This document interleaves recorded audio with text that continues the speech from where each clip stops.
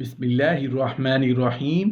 अस्सलाम वालेकुम वरहमतुल्लाहि वबरकातुहू। सदका करने से क्या मिलता है? सदका करने का अजर व सवाब। उम्मुल मोमिनीन हजरत आयशा सिद्दीका रज़ियल्लाहु अन्हा के पास जब कोई साइल आता और दुआएं देता जैसा कि साइलिन का तरीका है, तो उम्मुल मोमिनीन भी उस फकीर को पहले दुआ दे और बाद में कुछ खैरात दे। किसी ने कहा, अय उम्मुल मोमिनीन, आप साइल को सदका भी देती हैं, जिस तरह वो आपको दुआ देता है उसी तरह आप भी दुआ देती हैं। फरमाया कि अगर मैं उसको दुआ ना दूं और फकत सदका दूं तो उसका एहसान मुझ पर ज्यादा रहेगा, इसलिए कि दुआ सदके से कहीं बेहतर है। इसलिए दुआ की मकाफात दुआ से करती हूँ ताकि मेरा सदका खालिस रहे, किसी एहसान के मुकाबला में ना हो। रसूलुल्लाह सल्लल्लाहु अलैहि वसल्लम ने हुक्म दिया कि हर मुसलमान पर सदका है, और एक रिवायत में है कि हर रोज मुसलमान पर सदका है। सहाबा कराम रज़ियल्लाहु अन्हु ने अर्ज किया, अय अल्लाह के रसूल सल्लल्लाहु अलैहि वसल्लम, जिसके पास कुछ ना हो तो वो क्या करे? आपने फरमाया कि वो मेहनत मजदूरी करके खुद फायदा उठाए और सदका भी करे। उन्होंने फिर अर्ज किया, जिसमें उसकी भी ताकत ना हो तो वो क्या करे?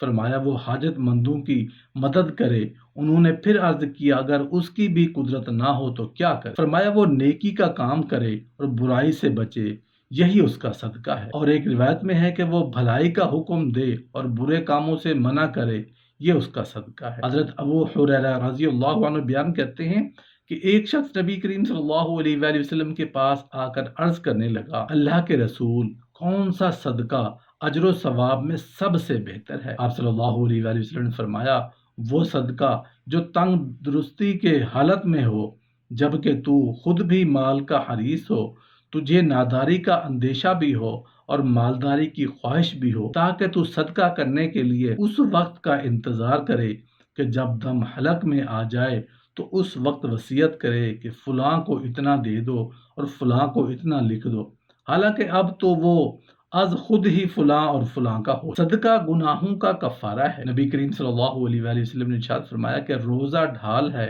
और सदका गुनाहों को इस तरह खत्म कर देता है जैसे पानी आग को बुझा दे। महशर में सदका साया है। नबी करीम सल्लल्लाहु अलैहि वसल्लम ने फरमाया कि कयामत के दिन मोमिन लोगों का फैसला होने तक अपने सदका के साए तले होगा। सदका अजाब कब्र से निजात है। नबी करीम सल्लल्लाहु अलैहि वसल्लम ने फरमाया, बिलाशुबा सदका अल्लाह ताला के गजब को ठंडा करता है और बुरी मौत को दफा करता है। सदका बुरे खात्मा से निजात देता है। नबी करीम सल्लल्लाहु अलैहि वसल्लम ने इरशाद फरमाया कि सदका अल्लाह ताला के गजब को ठंडा करता है और बुरी मौत को दफा करता है। सदका किया हुआ माल ही बाकी है। नबी करीम सल्लल्लाहु अलैहि वसल्लम ने फरमाया, इंसान कहता है मेरा माल, हालांकि ऐ इंसान, तेरा माल एक तो वो है जो तूने खाकर खत्म कर दिया, या दूसरा पहनकर बोसीदा कर दिया, तीसरा सदका करके आखिरत के लिए आगे भेज दिया। नबी करीम सल्लल्लाहु अलैहि वसल्लम ने फरमाया, इंसान की हर एक सांस के एवज में उस पर रोजाना सदका देना लाजिम है जिसमें सूरज निकलता है।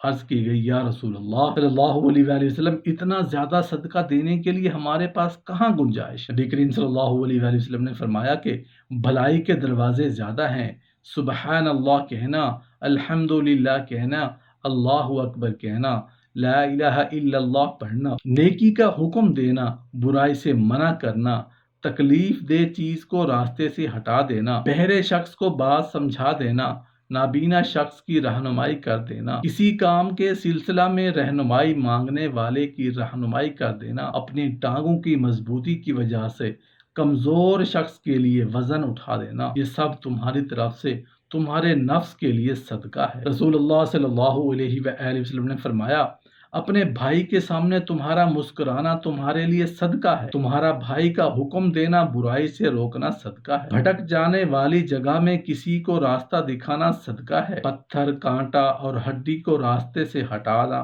सदका है। अपने डोल से पानी के डोल में पानी डालना तुम्हारे लिए सदका है।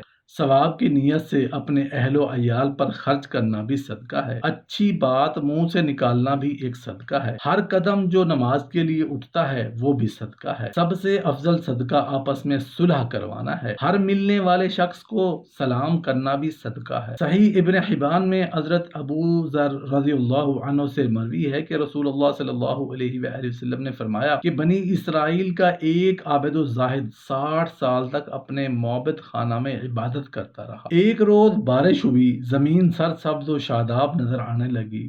اس نے معبد خانہ سے باہر جھانکا تو بڑا مسرور ہوا اور خیال کیا کہ باہر نکل کر اللہ تعالیٰ کا ذکر کرتا ہوں۔ چنانچہ باہر نکلا، اس کے ہاتھ میں 2 روٹیاں تھیں۔ ابھی نیچے اترا تھا کہ ایک عورت نے آمنا سامنا ہو گیا۔ دونوں باہم باتیں کرنے لگے۔ راہب نقد دل ہار بیٹھا، اس سے برائی کا مرتکب کر لیا، بڑا پشیمان ہوا۔ اسی حالت میں ایک کنویں پر جا کر غسل کیا۔ پریشانی میں اس پر بے ہوشی کا عالم طاری تھا کہ ایک سائل نے آواز دی۔ اس راہب نے دونوں روٹیوں کی طرف اشارہ کیا، یہ لے جاؤ۔ کچھ دیر بعد وہ موت کے منہ میں چلا۔ اس کا حساب ہوا تو اس بدکاری کے نتیجے میں اس کی 60 سالہ عبادت بے وزن ثابت۔ پھر سائل کو دی ہوئی 2 روٹیاں اس کے حسنات میں شامل کی گئیں تو اس کی نیکیاں بڑھ گئیں اور وہ اس کے لیے بخشش کا سبب بن گئی۔ حضرت ابو ذر غفاری رضی اللہ عنہ سے روایت ہے کہ میں نے آپ صلی اللہ علیہ وآلہ وسلم سے دریافت کیا کہ اگر صدقہ کرنے کی مجھ میں ہمت ہی نہ ہو تو کیا کروں؟ تو آپ نے فرمایا اپنے اہل و عیال کی ضرورت سے جو بچ جائے وہی صدقہ کرو۔ میں نے عرض کیا اگر یہ بھی نہ ہو سکے تو آپ صلی اللہ علیہ وآلہ وسلم نے فرمایا صدقہ کرو اگرچہ کھجور کا ٹکڑا ہی کیوں نہ ہو۔ میں نے پھر عرض کیا اگر یہ بھی نہ ہو سکے تو آپ صلی اللہ علیہ وآلہ وسلم نے فرمایا اچھی اور بھلی بات کرو۔ میں نے پھر عرض کیا یہ بھی نہ ہو سکے تو کیا کروں؟ فرمایا لوگوں کو شر اور فساد سے بچاؤ۔ رسول اللہ صلی اللہ علیہ وآلہ وسلم نے باہر آئینہ صدقہ و خیرات کا حکم دیا۔ صحابہ کرام رضی اللہ عنہم بازار جاتے، محنت مزدوری کرتے، جو ملتا اس میں سے ضرورت سے زائد صدقہ کر دیتے۔ پھر جب کچھ مال اور زر کی فراوانی ہونے لگتی تو نصاب زکوٰۃ متعین کر دیا اور اس سے زائد صدقہ کا حکم مستحب ہو گیا۔ مگر قابل غور بات یہ ہے کہ استجاب یا مستحب کا اصل تو جب ہے کہ اللہ تعالیٰ کی محبت اور قرب کا باعث ہے۔ حدیث قدسی ہے کہ میرا بندہ نوافل کے ذریعے میرے قریب ہوتا ہے۔